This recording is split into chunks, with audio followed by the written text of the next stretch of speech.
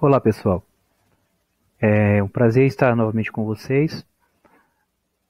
Na aula de hoje, nós vamos discutir o tema ginástica aeróbica esportiva, também conhecida como GAI. Quais as habilidades nós esperamos que vocês desenvolvam ao final desta aula? Reconhecer as características do exercício aeróbio em termos de intensidade, frequência e duração, associar os princípios gerais da ginástica aeróbica aos conceitos do exercício aeróbio, relacionar o exercício aeróbio ao desenvolvimento da capacidade física de resistência, melhoria do sistema cardiorrespiratório e diminuição ou controle da gordura corporal, diferenciar os princípios e exercícios da ginástica aeróbica esportiva com a ginástica aeróbica tradicional. Então, para começo de conversa, a gente precisa conhecer a origem, da ginástica aeróbica. Os exercícios aeróbicos eles foram estudados na década de 60 e 70 pelo Dr. Kenneth Cooper, que comprovou a sua eficiência para o emagrecimento e melhorias também das condições cardiovasculares dos indivíduos. Baseado aí nesses conhecimentos, se desenvolveu nos Estados Unidos alguns métodos de treinamentos que utilizavam músicas, passos de dança e exercício de calistenia. Entre eles, o Aerobic Dance, que foi espalhado aí, através da atriz e dançarina Jane Fonda na década aí de 80. A ginástica aeróbica esportiva ela surgiu então por volta da década de 80, mais especificamente ali em 1983, ali nos Estados Unidos. Só que só em 95 que a GAI ela foi aceita pela FIG, que é a Federação Internacional de Ginástica. Essa entidade é a entidade que regulamenta todas as modalidades ginásticas no mundo. No Brasil, a ginástica aeróbica chegou também na década de 80, potencializada aí pela Jane Fonda, e essa motivante atividade ela foi difundida rapidamente pelas academias que já existiam em todo o nosso país.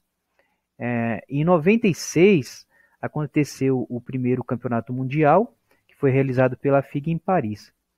E o Brasil conquistou o primeiro lugar nas provas individual masculino, dupla e trio, além do terceiro lugar no individual feminino. E atualmente esse campeonato ele é realizado de 2 em 2 anos. Em relação às categorias e às provas, existem atualmente 4 categorias, que é infantil, de 9 anos a 11, completados aí no ano da competição, a infanto-juvenil, que vai de 12 a 14 anos, completos no ano da competição, a juvenil, que é de 15 a 17 anos, completos no ano da competição, e adulto, que é de 18 anos completos, acima, ou seja, de 18 em diante já é considerada a categoria adulto. Em relação às provas, existe a individual feminino, que é uma ginasta só, feminina, individual masculino, um ginasta só, masculino, dupla mista, são 2 ginastas, um feminino e um masculino, trio, 3 ginastas com formação livre, e grupo de 5, e aí a formação é livre. Em relação aos exercícios, são contabilizados ou são executados esses que estão descritos, que é a marcha, o jogging, que também é conhecido, que na verdade é a corrida, que é conhecido dentro da ginástica como jogging, chutinho, chute alto, polichinelo, elevação de joelhos e o lounge. Todos esses exercícios eu deixei um vídeo na aula para demonstrar para vocês basicamente como que é a execução desses movimentos, que vocês vão perceber que são muito, muito simples, São muito fáceis de executar. Então, a GAI é composta de 7 movimentos que são básicos, e 4 grupos de elementos de dificuldade, além de elevações, transições e ligações entre os movimentos. E a duração toda, ou seja, total da coreografia, ela deve ser de 1 minuto e 45 segundos.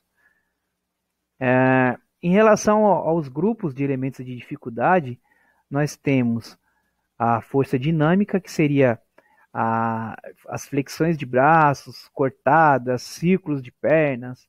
Nós temos a força estática, que seria os esquadros, pranchas, os saltos, que seria o salto grupado, o salto afastado, o carpado, cortado, tesoura, e os elementos de flexibilidade e equilíbrio, que são os espacatos, os giros e as pegadas.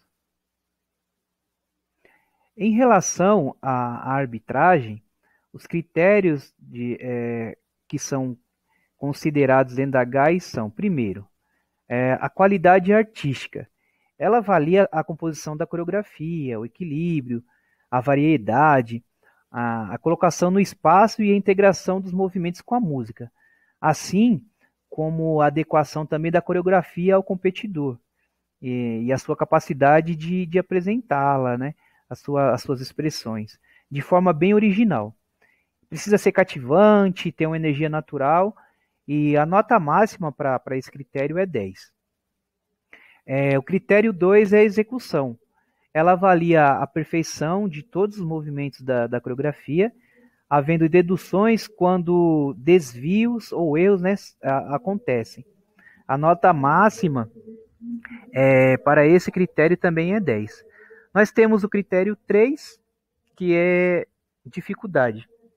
Nesse critério avalia-se o quê? A validade dos elementos de força dinâmica, força estática, saltos, flexibilidade e equilíbrios que são apresentados pelo ginasta. Aí, conforme os valores e requerimentos mínimos citados no código de cada pontuação. E aí tem um livro de regras específico sobre essa pontuação, que seria o código de pontuação.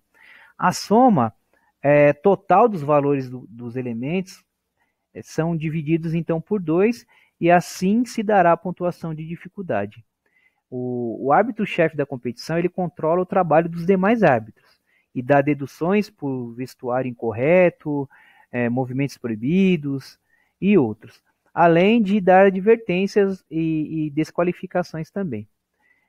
Os dois árbitros de linha eles observam as faltas de linha, né, quando o ginasta pisa fora da área ali de competição, e o árbitro de tempo ele controla a duração das músicas e dá dedução quando são muito longas ou muito curtas. Então tem que atentar também para a questão do tempo de execução dos movimentos e da música. A pontuação final é a soma das notas de qualidade artística, execução e dificuldade, então, menos as deduções das eventualidades das falhas que ocorrerem durante a apresentação. Em relação a equipamento, gente, a GAI ela utiliza uma área de competição de 7 por 7 metros, né, para individuais, duplas e trios, e de 10 metros por 10 para grupos, né, que são, no caso, 5. Os equipamentos que são necessários para a prática seria então o que? Um piso com amortecimento, né, apropriado para amortecer o impacto dos movimentos que são executados, e um aparelho onde possa tocar a música, né, que será executado durante a apresentação. O piso oficial da GAI é revestido de madeira e fica num palco de 80 centímetros a 1,40 m de altura. Sabendo então um pouco, né, da ginástica aeróbica, nós vamos fazer alguns questionamentos, alguns levantamentos em relação ao exercício aeróbio em termos de intensidade, frequência e duração. Então a gente está discutindo sobre a ginástica aeróbica. E aí, quando a gente fala de exercício aeróbio, a gente tem que tomar muito cuidado em relação ao conceito, né? Quando a gente fala de aeróbio, a gente está dizendo que aquela atividade, na produção de energia, ela está usando o oxigênio, né? diferente do exercício anaeróbio, que durante a sua prática não utiliza o oxigênio na produção de energia. E aí, quando a gente fala em produção de energia, a gente está falando de nível celular, né? Quando eu falo exercício aeróbio, não é um exercício que você respira, e o exercício anaeróbio é o exercício que você não respira. Isso é mito, né? Então, quando eu falo de exercício aeróbio, a nível intracelular, eu estou dizendo que o meu corpo está produzindo energia utilizando o oxigênio nessa produção, tá? Então, quando eu falo de exercício aeróbio, estou falando de um exercício que tem uma intensidade baixa, né? Tem uma longa frequência e tem uma duração também longa. E aí eu posso citar, por exemplo, a caminhada, né? Que é um exercício que você não precisa fazer com muita intensidade, você faz com uma intensidade baixa, você consegue fazer por 1, 2 horas, né? Então, o conceito de exercício aeróbio é esse: baixa intensidade e longa duração. Contrário do exercício anaeróbio, e a gente tem, por exemplo, o exercício de musculação. Vamos, por exemplo, do supino. O indivíduo ele não consegue ficar durante 1 hora fazendo o supino, né, levantando ali aquele peso. Então já considera aí, na produção de energia para ele fazer esse movimento, o exercício anaeróbio, tá? Porque não utiliza o oxigênio na produção de energia. E quando acaba-se os substratos para gerar energia no seu músculo, ele entra em fadiga, ele não consegue mais realizar essa atividade, certo? Então, legal. Ficou claro aí, então, né? O exercício aeróbio, né, em termos de intensidade, frequência e duração. Exercício aeróbio, baixa intensidade e longa duração, exemplo, a caminhada. O exercício aeróbio, no desenvolvimento da capacidade física de resistência, melhoria do sistema cardiorrespiratório e diminuição ou controle da gordura corporal. Então, nós voltamos de novo à questão do exercício aeróbio. Todas as vezes que eu falo do exercício aeróbio, eu lembro do conceito de baixa intensidade e longa duração. Como esse exercício ele precisa interagir com o oxigênio para gerar energia, logo eu tenho o quê? Eu tenho o recrutamento de moléculas de gordura pelo meu organismo, que vai reagir com o oxigênio e quebrar. Então, a energia que eu tenho na prática do exercício aeróbio é a energia gerada pela gordura, né? Que ela reage com o oxigênio e é quebrada. Logo, eu entendo que o exercício aeróbio ele melhora muito a minha capacidade física de resistência. Por quê? Quanto mais eu vou, quanto mais houver frequência de caminhada, de corrida, o meu organismo vai desenvolvendo uma adaptação biopositiva. Ou seja, ele vai se adaptando a esse estresse, a esse movimento, e aí com isso eu vou melhorando a resistência do meu corpo e de todo o meu sistema. Em contrapartida, melhora também o sistema cardiorrespiratório, porque todos os sistemas estão interligados. Se a minha circulação melhora, se a minha capacidade de resistência melhora, a minha capacidade cardiorrespiratória também vai melhorar, porque estão todos interligados, ou seja, o processo de enviar sangue para as minhas extremidades, para oxigenar meus músculos, vai acontecer de uma forma muito mais acentuada, muito mais eficaz, muito mais eficiente.